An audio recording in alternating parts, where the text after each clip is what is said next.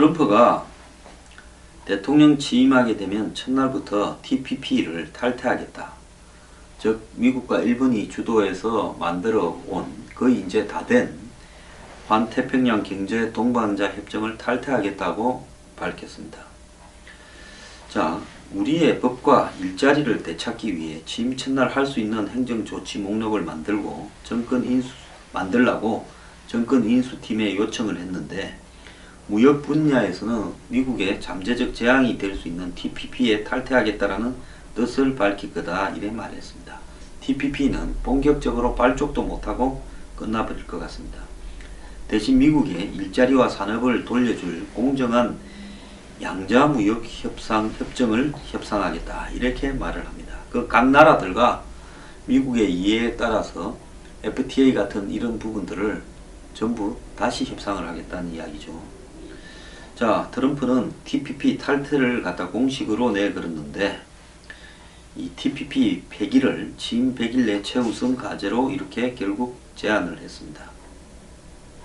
그 밖에도 제가 지난번에 말씀드린 에너지, 또 공직자 윤리 문제 등도 언급을 했는데요. 자, 이 부분은 결국은 이 미국의 오바마 힐러리의 자유무역 정책이 폐기되고 이제는 보호무역으로 미국이 가겠다라는 부분을 거의 보여주는 그런 어떤 신호다, 이렇게 봐야 될 것 같습니다. 어제 제가 이 미국의 이 브레이브 바트라는 인터넷 매체를 운영하는 스티브 배넌이 백악관 수석 전략가 겸 수석 고문이 되었다 이랬는데, 이 브레이브 바트가 이제 거구다 하니까 어떤 분이 거구가 아니다 했는데, 경제적 이코노믹한 이 내셔널리스트다, 민족주의자다, 이렇게 불리어지고 있습니다. 그래서 한국 개념의 거구라고 보기에는 좀 어려울 것 같고요. 미국의 이 고립주의적 이익을 극대화하는 쪽에서 있는 사람이다. 그래서 미국의 거구하고 한국의 거구는 개념이 좀 다릅니다. 그래서 이 스티브 배넌의 성격은 밖에서 장외에서 주로 필드에서 뛰는 사람이고, 그래서 백악관의 안의 일보다 백악관의 외부하고의 관계 속에서 전략적 일을 맡을 사람이다, 이렇게 봐야 되는 겁니다. 한국 같으면 주로 바깥의 장외 보수를 직결시키는 역할과 또 이 장외에서 보수적 시각을 가진 사람들의 의견을 미국 백악관의 정책에 반영하고 자문하는 그런 자리를 맡았다, 이렇게 봐야 될 것 같습니다. 트럼프의 이 인수위 팀에 경제 분야에서 채찍파와 당근파가 붙고 있는데, 이 채찍파라는 것은 미국에 적자를 남기는 중국 등에 대해서 보복 관세 같은 이 무역 제재를 가하고, 이 외국으로 사업장을 옮기는 기업에 제재를 가해야 된다라는 세력입니다. 그래서 지금 포드 자동차가 멕시코로 공장을 옮기려다가 지금 주춤했다, 이런 이야기도 들리고요. 미국의 기업들이 해외로 공장을 이전하려다가 요즘 이것 때문에 신경을 많이 쓰는 것 같습니다. 당근파는 감세와 재정 부양, 규제 완화를 통해서 자연스레 경기를 부양해야 된다는 정통적인 공화당 노선에 충실한 세력인데요. 자, 경제학자들은 이런 양 세력의 대결을 제로섬 학파냐, 공급 학파냐, 이렇게 보고 있습니다. 원래 공급주의 경제학이라는 것이 레이건 때 세금을 줄이고 규제를 완화하고 이러면 자연스럽게 낙수 효과가 생길 것이다. 이래서 생산 요소 투입을 늘리면, 즉 자본을 좀 늘어나도록 하고, 이렇게 하면 경제가 살아난다, 이런 부분인데요. 이 공급주의 경제학은 이미 사실이 아닌 걸로 입증이 되었습니다. 공화당이 오늘날 이 모양이 되고도 이 공급주의적 경제학을 이렇게 선호한다는 것은 이해가 가지 않습니다. 정부가 재정 투자를 늘리고 정부가 세금을 줄이고 이러면 그 목들이 기업가들이 재투자를 하고 소비자들이 지갑을 여는 식으로 이렇게 해서 정부의 재정 지출과 더불어서 경제에 많은 부분에 이 투자가 되고 그것이 또 소비가 되고 선순환 구조로서 경제가 되살아난다. 이렇게 쉬운 경제를 누가 못 살리겠습니까? 그래서 공급주의 경제학은 철진한 이야기다라는 겁니다.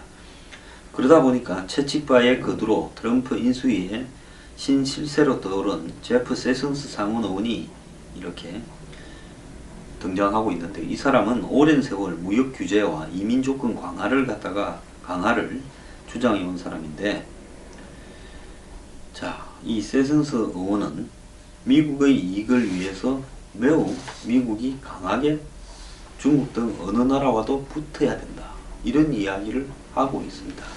지금 당근 파는 마이크 펜스인데요. 이 사람은 공화당에서 하원 의원을 오래 해왔으니까 자연스레 공화당 분위기에 좋은 게 좋다라고 붙은 사람이고, 이 제프 세슨스는 미국의 상원에서 이다나 비슷하게 독자적인 사고를 강하게 가져온 강경주의 보기 드문 의원입니다. 자, 지금 채찍파의 상황이 유리하게 돌아가고 있다는데요. 트럼프는 대선 마지막 몇 주 동안에 계속 채찍파의 이야기를 그대로 유세로 옮겨왔다는 겁니다. 자, 이 트럼프 캠프의 경제 불효인으로는 나바로 교수가 등장하고 있는데요. 이 피트 나바로 교수는 Death by China라는 책을 2011년에 냈는데요. 중국이 세상을 지배하는 그날이라는 이 베스트셀러를 썼는데, 이 중국이 제기하는 인명살상 위협을 체계적으로 유행화하고 이를 밝히는 데 주력을 했습니다. 이 책은 총 5부로 구성이 되어 있는데요. 거기에 보면 중국의 독극물에 의한 종말이라고 해가지고 중국이 지금 이 식품이라든지 또 여러가지 공산품에 얼마나 많은 독극물이 있느냐, 두 번째, 이 중국과의 자유무역 또 글로벌주의, 이런 것들이 결국은 미국의 일자리를 파괴해서 정부를 죽이는 일이다, 이렇게 보고 있습니다. 또 중국식의 인해전술, 또 중국식의 지식을 훔치고 뺏기는 짝퉁 문화, 이런 것들이 한마디로 미국의 이익에 엄청나게 손해가 되고 있다, 이런 이야기를 하고 있고, 네 번째로는 중국이 세계적으로 환경을 갖다가 파괴하고 있는 부분이 얼마나 심각한가에 대해서 이야기하고 있고요. 그 다음에 이 중국은 결코 이렇게 민주적인 국가가 될 수 없다. 그럼에도 불구하고 그 위험을 모르고 미국의 월가라든지 미국의 또 이 각종 경제학자들, 정치인들이 중국을 이렇게 옹호하고 있다, 이런 내용을 자기의 저서에서 써온 사람입니다. 근데 이 사람이 지금 트럼프의 생각에 굉장히 영향을 미쳤고요. 그래서 트럼프가 경제적인 부분에서 채찍파로 기울고 있다는 겁니다.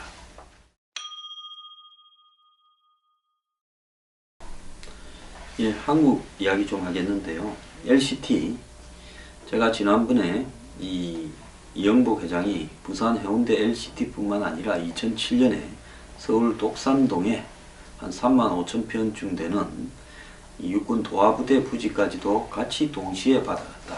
한 사람이 2개의 군부대 부지를 받아가는 일은 매우 드문입니다. 원래 군부대 부지는 해지하게 되면 그 땅을 원래 징발당한 사람들이 이자를 쳐서 되사게 돼 있는데 우선 매수권이 있습니다.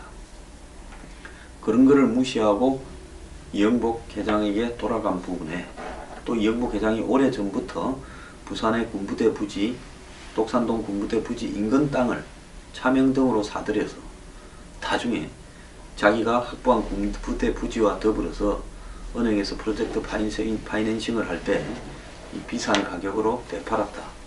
이런 부분으로 보면 처음부터 자기한테 돌아오게끔 그렇게 계획이 잡혀 있었던 걸로 보입니다. 자, 이런 이영복 회장이요, 전직 공직자들을 자기 회사에 무더기로 영입을 해서 고위직을 맡겼다고 합니다. 자, 청암건설이라는 이영복 회장의 회사는 실제로 건설을 하는 게 아니라 시행사 이런 데 불과합니다. 보통 시행사라는 게 유명해도 가면 사람 몇 명 없습니다. 그런데 국세청 차장 출신으로 세풍사건에 연루되어서 유명해졌던 이석기 씨가 청암건설 회장을 한때 맡았고, 또 청안건설 대표이사를 지낸 김모 씨도 국세청 간부 출신이고, 또 이 회장의 측근에는 부산시 고위공직자 출신도 많답니다. 부산시 고위공무원을 지낸 이모 씨는 LCT 시행사 감사를 지냈고, 이 씨는 부산의 이 건설 사업을 총괄하는 건설본부장을 재임했던 사람입니다. 근데 재임 중 뇌물을 받아서 실형을 받은 적이 있대요. 그는 부산시 도시계획위원으로 활동하며 LCT 사업 인허가 과정에 직접 관여했다 합니다. 본인이 그러니까 선수 뛰고 감독까지 다 했네요.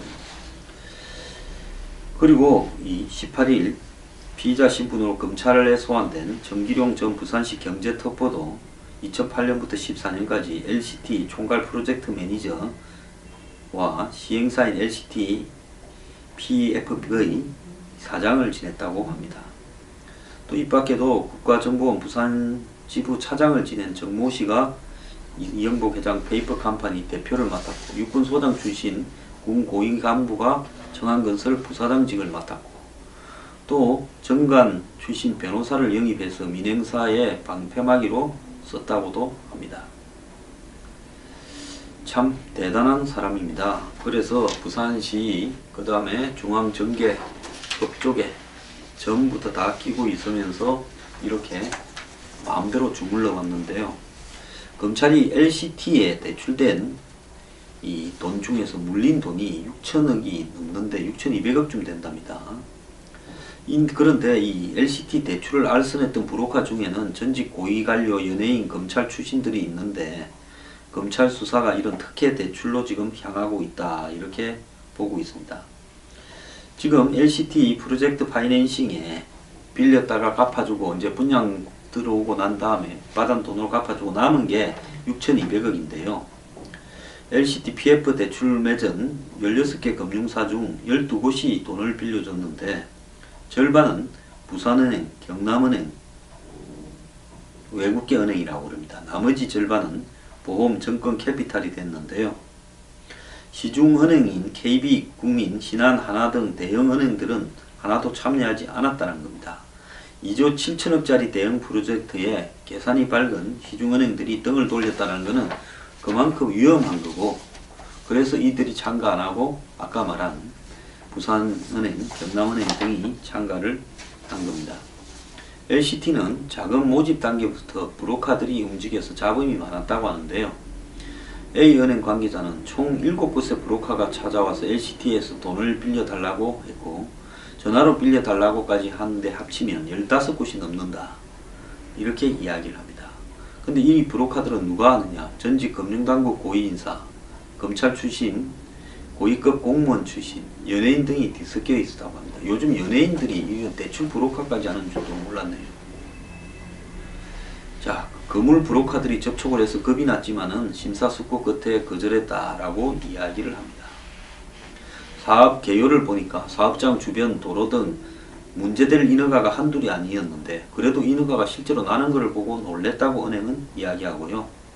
은행들이 LCT 대출을 거절했던 또 다른 배경은 포스코 건설이랍니다. 포스코 건설은 LCT 시공사 참여를 10일 만에 결정했는데, 금융권에서는 다른 정언이 많이 나오고 있대요. LCT 시공사로 참여한 포스코 건설이 애초부터 사업 참여를 꺼린다는 소문이 금융권에 받아했고, 구체적인 이유에 대해서는 함구한 채 올해 초까지 포스코 건설이 사업에서 발을 빼려는 움직임을 보여서 외압설이 돌기도 했다, 이렇게 이야기를 하는데요.